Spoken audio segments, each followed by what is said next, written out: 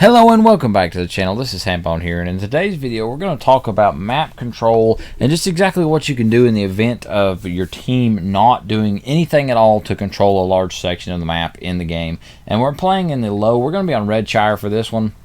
And I'm going to show you guys a little bit of a couple of graphs and different things. First graph here we have is the deployment of our teams. The green is our team, the red is the enemy team. As you can see, the enemy team have taken like 2/3 of the map. My team chose to deploy in just like a third, little bitty section of the map. So we're not going to be able to push and do like we should. We're going to be able to do the things we should because we're going to have to take a position on the hill. This is how my team should have done. 3 different flanks here, and that would have pushed the reds into 2 flanks. We would have had more of a control over the map. That's how the battle usually develops on this map.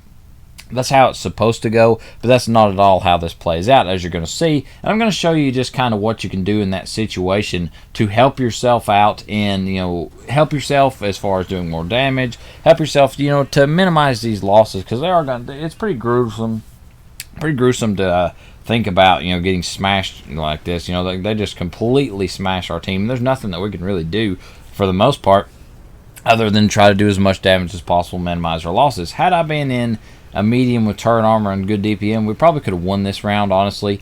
Something with a little bit more mobility, but still retaining the same kind of turret armor and having a good gun, having good DPM. We probably could have won because I would have been able to flex a little bit in the late game when I really needed to have been able to flex, and it would have helped us to push the win up. But alas, we are going to lose. I'm just going to go ahead and be honest with you. But you're going to stick around because I'm going to show you some things that you can do in the event of this happening to you, and some things that you can do that can kind of negate these losses and help you out to be finish a little bit better and do a little bit better on the team, do a little bit better as a solo player. Just do a little bit better in general. Help you kind of grow as a player a little bit.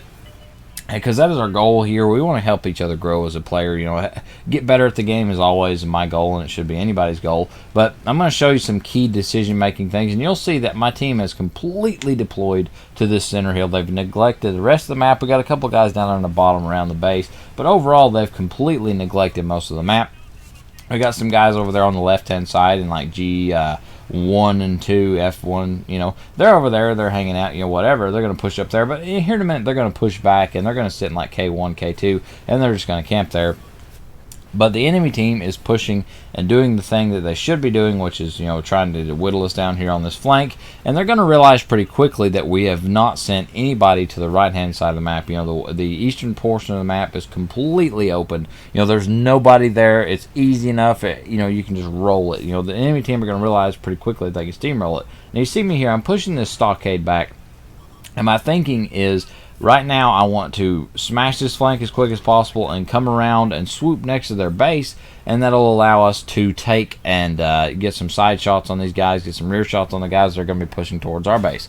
But the first thing we got to do is get rid of this Churchill 7, because it's the only thing I can shoot at the time without superly exposing myself. I'm trying to conserve my hit points because we're going to have to carry this one if we want to win, let's be honest. And B, because one less gun shooting at us when we push over this ridgeline is going to be a good thing. As few guns as we can possibly have shooting at us, that's going to be as good as we want. And you can see we left them on 9 hit points there. I'm going to go ahead and finish them off.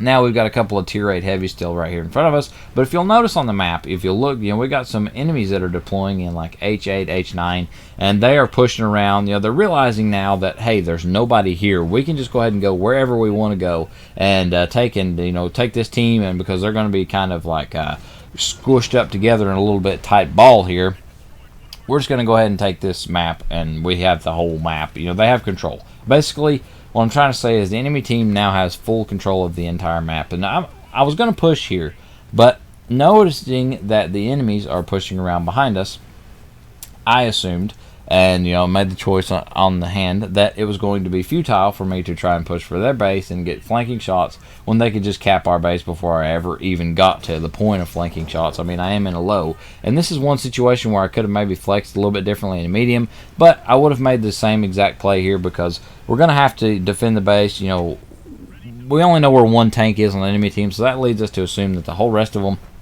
are on this eastern side of the map. And so knowing that and seeing that, we need to be able to put ourselves in a position to where we can take these guys out without taking a bunch of damage in return, which is exactly what I'm doing. You can see I'm taking the KV3, and he's the only guy that's over here that's spotted right now. Now there's a KV85 down there.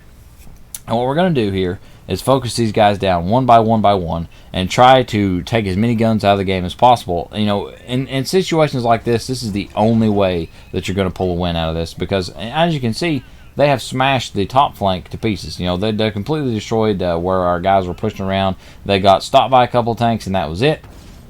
And so now it's up to us. We're defending the base, and as you can see, the enemy team has kind of taken the entirety of the map and run with it. We've got a couple of guys on our team that are sitting down on the bottom, not doing anything, like in K3.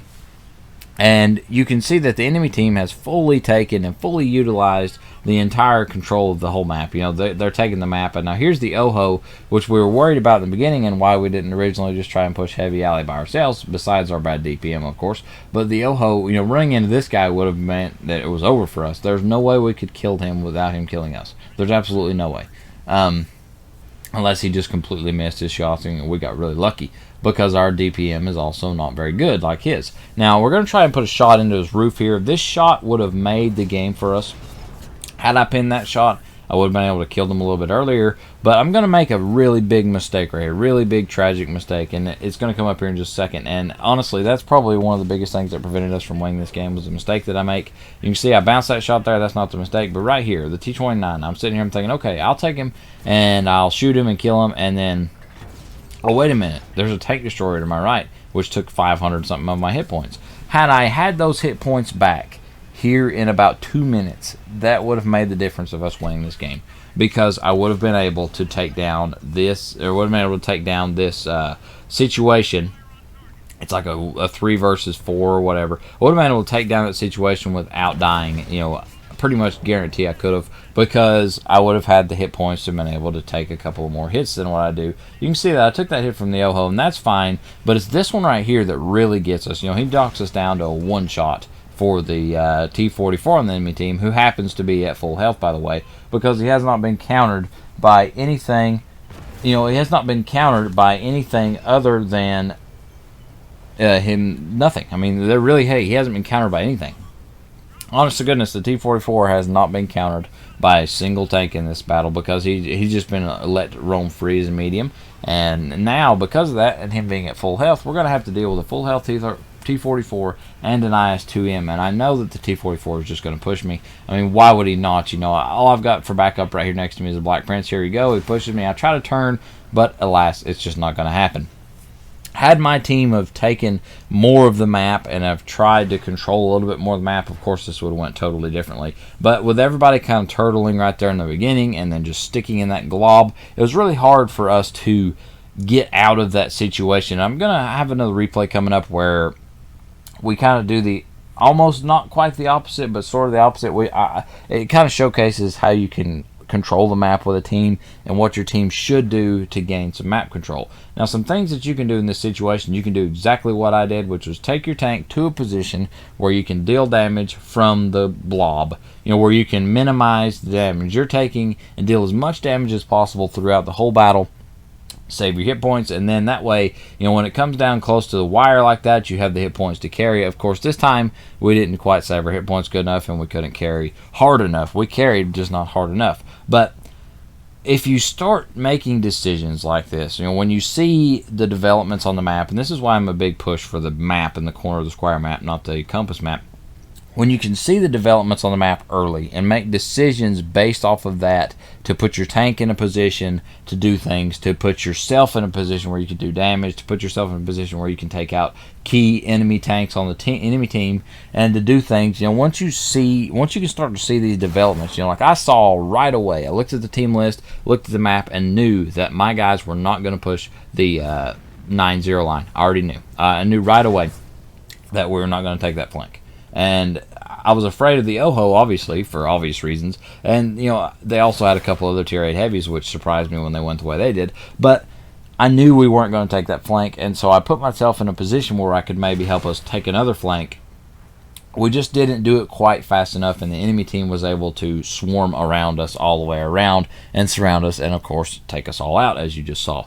But Overall, though, we did a huge amount of damage for a Tier 8 heavy tank, coming in at like 4,050, I believe is what it is, and 1,800 assisted damage. So we really can't complain. You know, we did a lot of damage, and we did everything that we could. We made 200,000 silver on a loss. I mean, what else are you going to do, you know?